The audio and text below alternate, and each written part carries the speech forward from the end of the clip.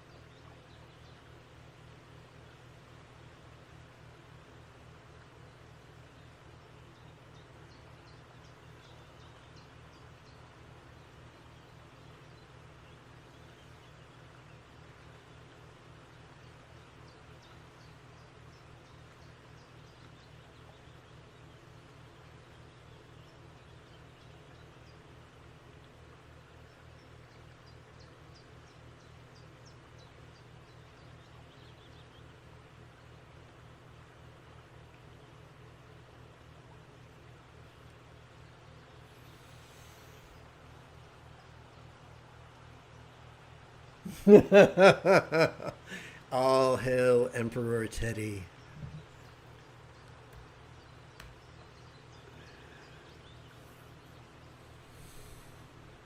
We come to the 5th of 5 mindful crease counting meditations, where we will rest the great knuckle at the base of our right index finger upon the tip of our left index finger, palms up in our lap. Doing so could gently invite our real or imagined subtle energies to automatically coalesce at the crown region of our head.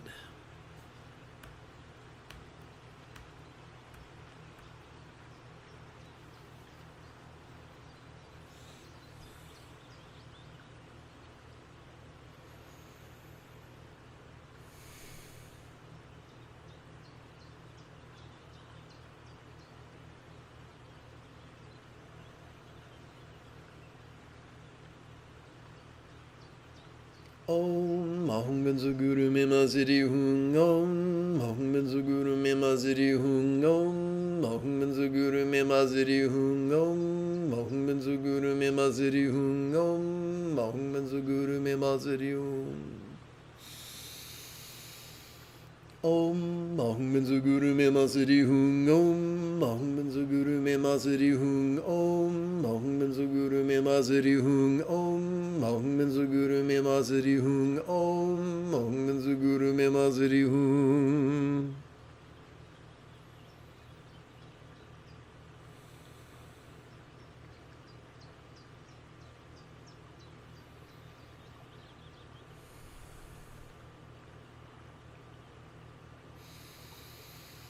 Om Mahum Benzu Guru Mema Ziri Hung Om Mahum Benzu Guru Mema Ziri Hung Om Mahum Benzu Guru Mema Ziri Hung Om Mahum Benzu Guru Mema Ziri Hung Om Mahum Benzu Guru Mema Ziri Hung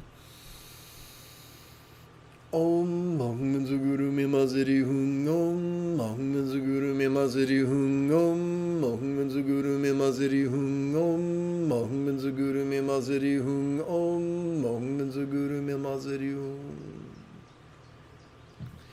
This is our last silent meditation for this morning's practice, so let's make the most of it.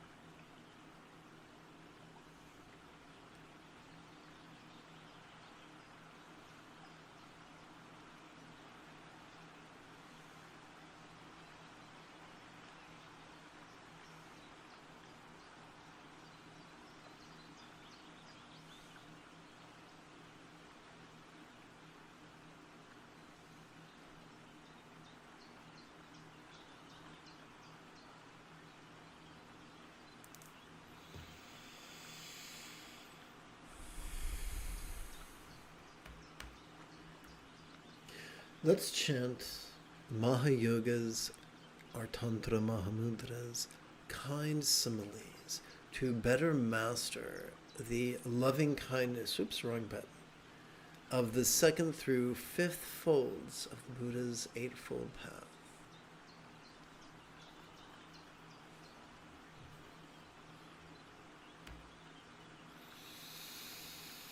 May each mind of each being know, may each mind of each being know be as peacefully enlightened as the mind of a real or imagined Buddha symbolized by a tickly one syllable zero bija mantra. May all relationships, communication, or speech of all beings now be as joyfully loving as a real or imagined Buddha's speech, symbolized by a multisyllabic mantra. May all bodies or forms of all beings now enjoy the beautiful health represented by Buddha's statuary, depicting the blissful body of a real or imagined Yidam, an archetype of enlightenment such as Kuntu Zangpo Yam Yam. Oops, that was a mistake. Let us lovingly wish that all beings be liberated from the tyranny of others. Sexism, racism, homophobia, transphobia, Islamophobia, classism, exploitation, fascism, jingoicide, genocide, speciesism, and ecocide. May each circumstance or lot of each being now have the safety and good fortune or boon as a Buddha's real or imagined paradise, pure land or vati.